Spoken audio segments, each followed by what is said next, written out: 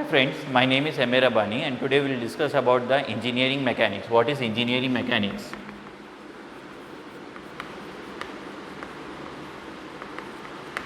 First we will discuss about what is mechanics. Suppose if a body is resting on horizontal surface, this is the body resting on horizontal surface. In that body number of forces will be act. In this body number of forces will be act. To study about these various forces is known as engineering mechanics. To study about various forces, viscous force is there, wind force is there, viscosity will be there and many forces will be there. So, study about these various forces acting on a body is known as mechanics. Whether the body is in rest motion or study in rest motion or static motion, you have to study about these various forces. It is known as engineering mechanics. Before that, basic concept will be there. Scalar and vector. What is scalar quantity and vector quantity? See, scalar quantity is a physical quantity as well as vector quantity is also a physical quantity. See, in scalar quantity magnitude will be there but no direction. In vector quantity magnitude as well as direction will be there. I will tell you what is magnitude. Magnitude means, see here, magnitude in simple language, if you want to say that, length. Magnitude means in simple language if you want to say length. Direction mean any indication is known as the direction. Any indication, this way and this way, it is known as direction. This magnitude means length, direction means indication. Let's take the example of this duster.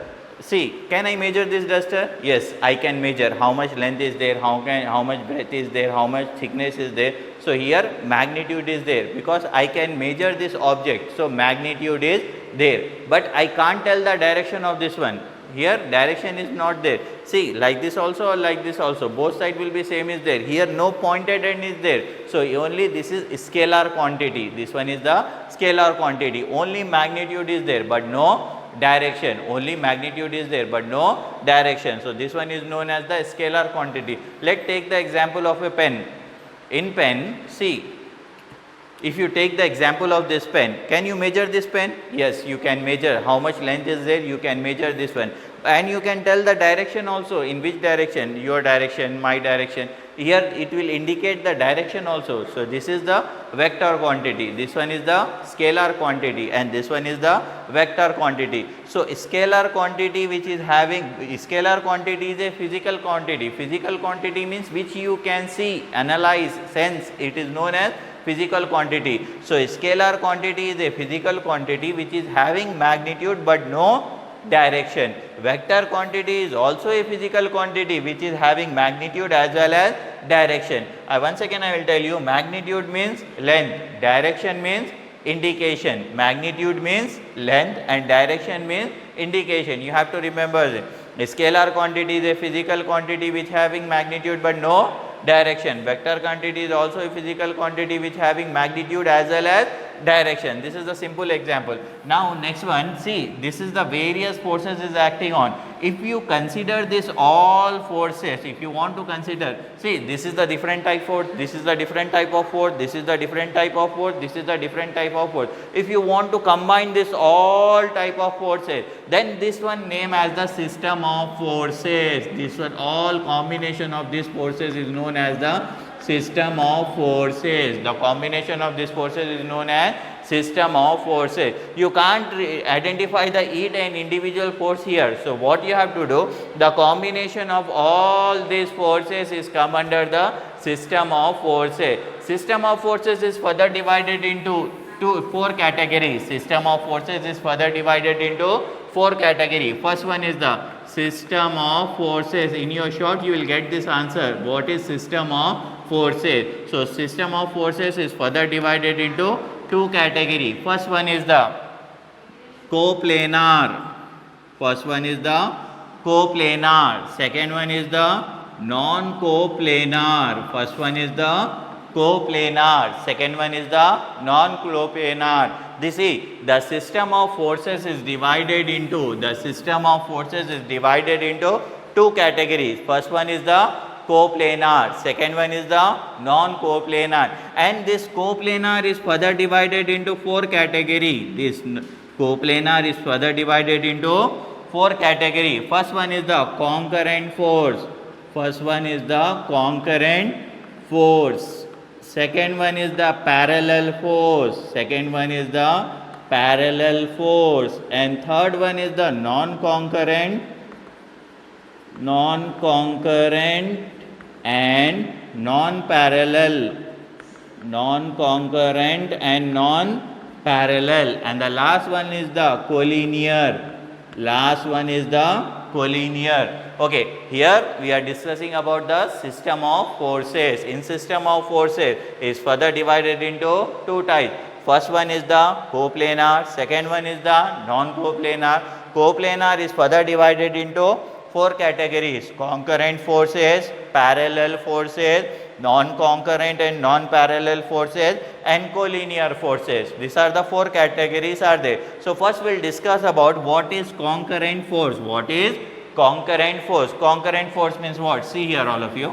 We'll discuss about the concurrent. C-O-N-C-U-R-R-E-N-T. Concurrent force. See here. What is concurrent force? Suppose this is the force 1, I will write as F1, and this one is the force 2, I will write as F2, and this one is the force 3, I will write as F3, and this one is the force F4, and here F5, and here F6. Like that, number of forces. How many forces I have? 6 forces. If you observe carefully, you will see one point here. What is that point? If you see the properly, you will notice one thing in these forces. What is that? For the all forces F1, F2, F3, F4, F5, F6. For the all forces the initial point is same. For the all forces initial point is same. If for number of forces if initial point are same, that force is known as concurrent forces. Number of forces is there, maybe 2, 10, 20, infinite number of forces. But the thing is that for the all forces initial point should be same. Initial point means starting point should be same. If you observe here, for F1 initial point is here, F2 initial point is here, for F3 initial point is here. For all forces initial point is same. If initial point is same, that one is known as the concurrent forces. That one is known as the if you want to write down the definition, no need to mug up this one or by heart this one, easily you can say that for the number of forces, if initial points are same, for the number of forces, if initial point are same, that one is known as the concurrent forces. Next one is the parallel forces. You know very well what is parallel forces. Parallel forces means the two forces which do not intersect with each other. The two forces which do not intersect with each other. See here, this one will go like this and this one will go like this. They do not intersect like this with each other. See here, they are intersecting with each other. If they do not intersect with each other, that one is known as parallel forces. That one is known as parallel forces. Concurrent force, for the number of force, if initial point are same, that one is known as concurrent force. Parallel definition, for the two forces do not intersect with each other. The two forces which do not intersect with each other is known as the parallel force. Next one is the parallel is over. Concurrent forces is over. Next one is the non-concurrent and non-parallel. What is non-concurrent? First, before going for the non-concurrent, we will discuss what is concurrent. Concurrent, I already told you, for the number of forces, if initial point are same, that one is known as concurrent force. Non-concurrent means for the number of forces, initial point will be same, is not there. See, this is my F1 and this one is my F2 and this one is my F3 and this one is my F4. See, if you observe here, in concurrent forces, all the points, initial points, for all the forces, initial points are same. But here, if you see the non-concurrent forces, see, for F1, initial point is here, F2, see, F1 initial point is here, F2 initial point is here, F3 initial point is here, F4 initial point is here. But here initial points are different. If initial points are different, that come under non-concurrent, and he is telling that non-parallel also. These forces are not parallel to each other. If you see properly, these forces are any parallel to each other? No. These forces, so this combination of these forces is come under non-concurrent and non-parallel. Non-concurrent and non-parallel. Simple definition will be there. For the number of forces, if initial points are different, for the number of forces, if initial points are different and they do not parallel to each other, if they do not parallel to each other, so that one is come under non-concurrent and non-parallel. And the last one is there. After completion of this one, the last one is the collinear. What is collinear? Collinear phase, already I told you, magnitude means what? Magnitude means length. Magnitude means what? Length. Direction means indication. Direction means what? Indication. See, last one collinear will be there. Collinear means in opposite direction, if same magnitude will be there, that one is known as collinear.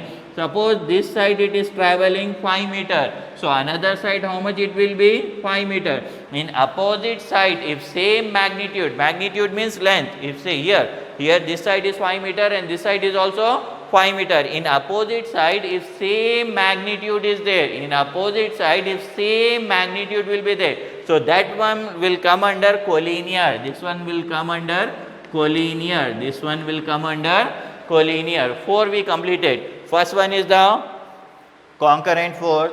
Second one is the parallel force. Third one is the non-concurrent and non-parallel force. And the last one is the collinear force. First one is the system of forces is further divided into two categories, coplanar, non-coplanar. In coplanar, concurrent force, parallel force, non-concurrent and non-parallel force. Next one is the collinear force.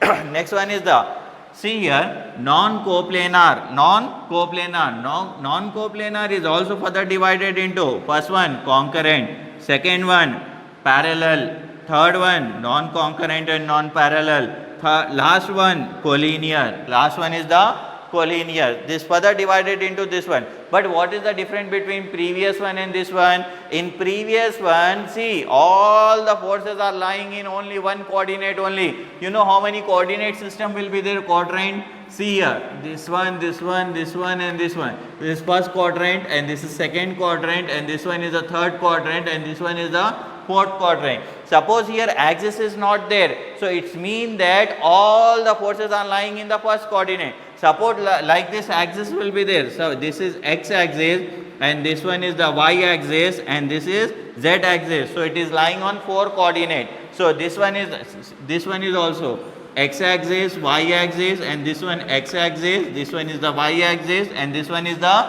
z axis. And here also you can consider as x axis and y axis and this one you will consider as the z axis. And here also you can take as x axis and this is y axis and this one is the z axis. With reference to the axis, if you are considering that come under non-coplanar, that come under non-coplanar, you have to remember that come under non-coplanar. If without axis, if you are considering that come under the coplanar, you have to remember what is coplanar and what is planar. You have to remember this one. So system of forces, in short you will get this question, what is system of forces? System of forces is divided into coplanar and non-coplanar. After that, see, simple definitions are there, you have to remember this one. Parallelogram law of vector, triangle law of vector. What is parallelogram law of vector? Triangle law of vector, polygon law of vector. You have to remember this. First one is the parallelogram law of vector. Parallelogram law of vector. Before this you have to remember this one. Magnitude is what and direction means what? I already explained you. Magnitude means length. Magnitude means length and direction means indication. Direction means indication. So first we will discuss about the simple definition for 2.5 marks. Okay na here. So parallelogram law of vector. Parallelogram law of vector. What is parallelogram law of vector? If two vectors acting at a point are representing their magnitude and direction by the two adjacent sides of the parallelogram. If two vectors acting at a point are representing their magnitude and direction by the two adjacent side of the parallelogram. Then the diagonal passing through their intersection is also represent their magnitude and direction, is known as parallelogram law of vector or resultant. See here, I will